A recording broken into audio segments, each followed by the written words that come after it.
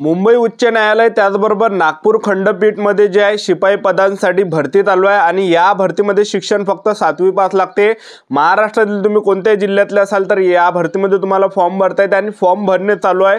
Form भरण्याची जी शेवटची तारीख आहे तर 4 मार्च 2025 हे फॉर्म भरण्याची शेवटची तारीख आहे। तर ज्यांना सुद्धा फॉर्म भरायचा असेल तर 4 मार्चच्या अगोदर तुम्ही फॉर्म भरू शकता आणि यामध्ये जर तुमचं सिलेक्शन झालं मुंबई उच्च न्यायालय शिपाईमध्ये त्याचबरोबर नागपूर खंडपीठ या ठिकाणी जर तुमचं सिलेक्शन झालं शिपाई पदामध्ये तर पगार सुद्धा तुम्हाला 16,000 ते 52,000 पर्यंत या ठिकाणी भेटणार आहे।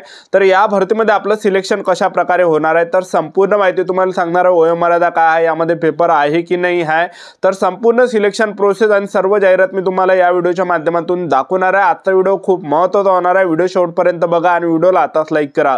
नमस्कार विद्यार्थी मित्रांनो, माझी नोकरी कॉर्नर यूट्यूब चॅनलवर मी गोपाल वानखेडे तुमचं सर्वांचं सहर्ष स्वागत करतो।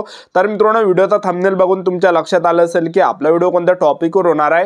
व्हिडिओ सुरू करण्याच्या आधी आपल्या यूट्यूब चॅनलला सबस्क्राइब करा जेणेकरून प्रत्येक भरतीचे अपडेट तुमच्यापर्यंत सर्वात आधी पोहोचेल।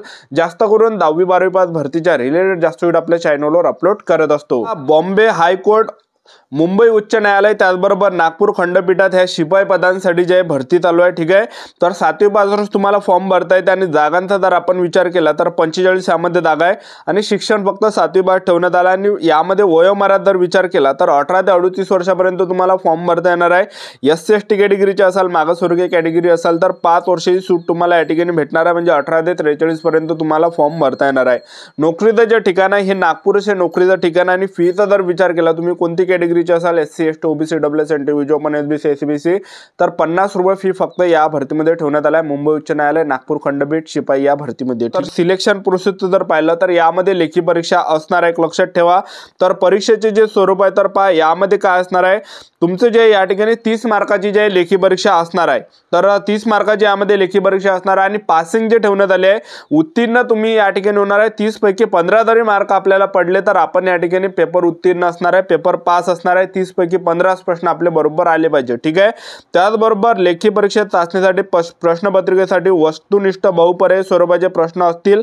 त्याचबरोबर परीक्षेच्या प्रश्नपत्रिकेत एकूण 30 प्रश्न ठेवण्यात येणार असून प्रत्येक प्रश्नास 1 गुण असेल। प्रश्नपत्रिकेचे प्रश्न मराठी भाषेत असतील, ठीक आहे। तर 30 प्रश्न परीक्षेला विचारले जाणार आहे, 30 पैकी आपले 15 प्रश्न बरोबर असले पाहिजे, ठीक आहे। त्याचबरोबर यामध्ये 10 मार्कासाठी काय असणार आहे, शारीरिक क्षमता विशेष अर्हता चाचणी तुमची या ठिकाणी घेतली जाणार आहे। त्याचबरोबर तोंडी मुलाखत तुमची 10 मार्काची घेतली जाणार आहे। टोटल या ठिकाणी 50 मार्काचं या ठिकाणी निवड प्रक्रिया तुमची असणार आहे, ठीक आहे। तर अशा प्रकारे यामध्ये तुमचं जे सिलेक्शन होणार आहे लेखी परीक्षेच्या माध्यमातून, ठीक आहे। तर यामध्ये आपल्याला फॉर्म कसा भरायचा या भरतीचा तर तुम्हाला जे वेबसाईट कोणती आहे तर वेबसाईट तुम्हाला सांगून देतो, https bombay-high-court.nic.in। तर ह्या वेबसाईटवर जाऊन तुम्ही या ठिकाणी फॉर्म भरू शकता। तर या ठिकाणी मुंबई उच्च न्यायालय त्याचबरोबर नागपूर खंडपीठ शिपाई या भरतीची संपूर्ण जाहिरात मी तुम्हाला या व्हिडिओच्या माध्यमातून दाखवून देतो। व्हिडिओ कंटिन्यू बघत राहा। मुंबई उच्च न्यायालय आणि नागपूर खंडपीठ नागपूरची ही जी आहे संपूर्ण जाहिरात तर तुम्ही बघू शकता। या ठिकाणी मुंबई उच्च न्यायालय नागपूर खंडपीठाच्या आस्थेमधील शिपाई या पदाची सद्यस्थिती रिक्त असणारी 24 पदे व पुढील 2 वर्षात रिक्त होणारी 12 पदे अशा एकूण 36 पदांकरिता उमेदवारांची निवड यादी आणि 9 उमेदवारांची प्रतीक्षा यादी तयार करायची आहे। यासाठी ही जाहिरात प्रसिद्ध झाल्याच्या दिनांकास खालील नमूद पात्रता निकष आणि अटींची पूर्तता करणाऱ्या निरोगी इच्छुक व पात्र उमेदवारांकडून ऑनलाईन अर्ज मागवण्यात येत आहे। त्या संदर्भात निवड यादी व प्रतीक्षा यादी ही प्रसिद्धीच्या दिनांकापासून 2 वर्षासाठी वैध राहील। सदर पदाची वेतन मॅट्रिक्स 16,600 ते 52,400 अधिक नियमानुसार इतर देय भत्ते अशी आहे। त्यानंतर तुम्ही बघू शकता वयोमर्यादा या ठिकाणी दिलेला आहे। त्यानंतर खाली पात्र उमेदवारांची अटी या ठिकाणी दिलेला आहे। उमेदवार हा महाराष्ट्राचा रहिवासी असला पाहिजे। उमेदवार करार करण्यास सक्षम असावा। उमेदवार नैतिक पतनाच्या गुन्ह्यासाठी दोषी ठरवण्यात आले नसावे किंवा कोणतेही न्यायालय MPSC UPSC किंवा कोणतेही राज्यसेवा आयोगाने यांच्याद्वारे आयोजित केलेल्या परीक्षा निवड प्रक्रियेमध्ये उपस्थित राहण्यापासून कायमचे काढून टाकले नसावे किंवा अपात्र ठरलेले नसावे, ठीक आहे। उमेदवार फौजदारी न्यायालयाने दोषी ठरवले नसावे किंवा फौजदार खटला प्रलंबित नसावा, ठीक आहे। त्यानंतर तुम्हाला या ठिकाणी जे सिलेक्शन प्रोसेस असणार आहे तर पहा फॉर्म भरण्याची ऑनलाईन अर्ज करण्याची जी पद्धत आहे तर अर्ज सादर करताना https bombay-high-court.nic.in या वेबसाईटवरील सूचनांचे काटेकोरपणे पालन करून अर्ज सादर करावा. ठीक आहे. पहिले सर्वात अगोदर तुम्ही सर्व माहिती वाचा आणि त्यानंतर तुम्ही या ठिकाणी फॉर्म भरू शकता. ठीक आहे. तर फॉर्म भरण्याची इथं डेट दिली आहे. 18 फेब्रुवारीपासून फॉर्म चालू झाले. 4 मार्च 2025 फॉर्म भरण्याची शेवटची तारीख आहे. त्यानंतर सिलेक्शन प्रोसेस खाली या ठिकाणी दिलेलं आहे. तर मी तुम्हाला सिलेक्शन प्रोसेस या ठिकाणी दाखवतो.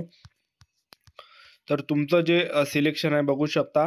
तर यामध्ये पहिल्या टप्प्यामध्ये तुमचं काय असणार आहे, चाळणी लेखी परीक्षा असणार आहे, ज्यामध्ये 30 गुणाची असणार आहे आणि उत्तीर्ण गुण किमान 15. 30 पैकी 15 गुण जर आले आपल्याला तर आपण उत्तीर्ण असणार आहे, पास असणार आहे. लेखी चाचणीसाठी प्रश्नपत्रिकेमध्ये वस्तुनिष्ठ बहुपर्यायी स्वरूपाचे प्रश्न असतील. त्यानंतर परीक्षेच्या प्रश्नपत्रिकेत एकूण 30 प्रश्न ठेवण्यात येणार असून प्रत्येक प्रश्नास 1 गुण असेल.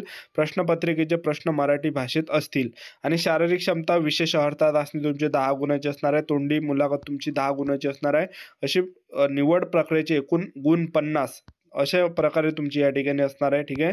चाळणी लेखी परीक्षेत उत्तीर्ण झालेल्या अल्पसूचित पात्र उमेदवारांना गुणवत्तेच्या आधारे शारीरिक क्षमता विशेष अर्हता चाचणीसाठी बोलवण्यात येईल व शारीरिक क्षमता विशेष अर्हता चाचणी उत्तीर्ण झालेल्या अल्पसूचित पात्र उमेदवारांना गुणवत्तेच्या आधारे तोंडी मुलाखतीसाठी बोलावण्यात येणार आहे. त्यानंतर खाली तुम्ही या ठिकाणी बघू शकता उमेदवारांकरिता इतर आवश्यक सूचना तुम्ही या ठिकाणी बघू शकता. त्यानंतर खाली आपण या ठिकाणी थोडं येणार आहे. तर बघू शकता तुम्ही या ठिकाणी. त्याचबरोबर उमेदवाराने निवड समितीच्या सदस्यांना किंवा उच्च न्यायालय काम करणाऱ्या अधिकाऱ्यांना कर्मचाऱ्यांना भेटण्याचा किंवा त्यांच्यावर त्यांच्या निवड प्रक्रियेसंबंधी व्यक्तीस अथवा इतर कोणामार्फत दबाव आणण्याचा प्रयत्न केल्यास त्याला निवड प्रक्रियेमधून अपात्र ठरवण्यात येईल व यासंबंधी निवड समितीचा निर्णय अंतिम राहील. ठीक आहे.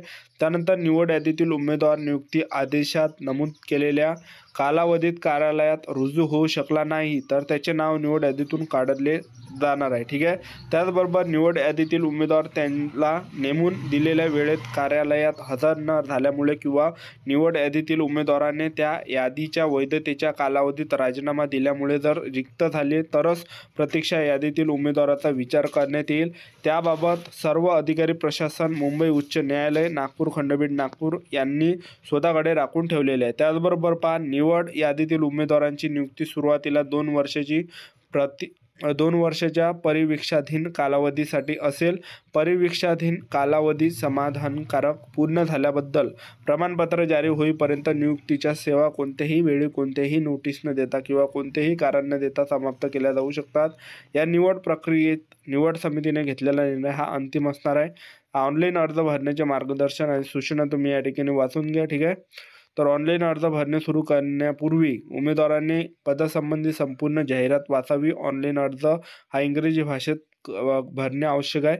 ऑनलाईन अर्ज भरणे सुरू करण्यापूर्वी उमेदवाराने स्वतः अद्ययावत पासपोर्ट फोटो आणि स्वाक्षरी स्वतंत्र स्कॅन करून 40 KB पेक्षा जास्त साईज होणार नाही असे मध्ये 2 वेगळ्या फाईल्स तुम्हाला तयार ठेवत आहे. त्याचबरोबर ऑनलाईन अर्जातील संपूर्ण माहिती अचूक भरणे उमेदवारावर बंधनकारक आहे. उमेदवाराने माहिती भरताना संपूर्ण नावाचे त्याच्या जवळ उपलब्ध असलेल्या शैक्षणिक कागदपत्रानुसार अचूक नमूद करावे. उमेदवाराने पत्रव्यवहाराचा अचूक पत्ता व पिनकोड सहित द्यावा. अर्धवट पत्ता देऊ नये. उमेदवाराने उपयोगात असलेले ईमेल मोबाईल क्रमांक द्यावा. उमेदवाराने आपली जन्मतारीख शैक्षणिक कागदपत्र अथवा जन्म प्रमाणपत्रे अचूक लिहावे. उमेदवाराने त्यांच्या शैक्षणिक कागदपत्रांच्या आधारे अर्जात अचूक शैक्षणिक माहिती भरावी. उमेदवारास ज्या भाषांचे ज्ञान आहे त्यांची नोंद करावी. त्याचबरोबर उमेदवाराने त्याला ओळख असलेले 2 प्रतिष्ठित व्यक्तीकडून चांगली वर्तणूक व चारित्र्याबाबतचा दाखला प्राप्त करावा आणि अर्ज भरताना सदरील व्यक्तीची माहिती अर्जात नमूद करावी. सदरील दाखला हा जाहिरात प्रसिद्धीनंतरच्या तारखेला असावा. सदरील प्रतिष्ठित व्यक्ती ही उमेदवाराची जवळची नातेवाईक मित्र नसावी. उमेदवारास असलेल्या बघू शकता. त्यानंतर ज्या शैक्षणिक प्रमाणपत्रावर बघू शकता तुम्ही या ठिकाणी.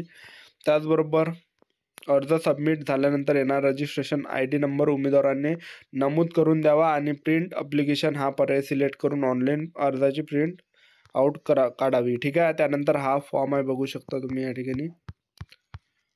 तर ही होती संपूर्ण जाहिरात या भरतीची. आता व्हिडिओ आवडला असेल तर व्हिडिओ लाईक करा, शेअर करा, सबस्क्राईब करा. आजच्या इथंच थांबतो. भेटा नेक्स्ट व्हिडिओमध्ये. जय हिंद.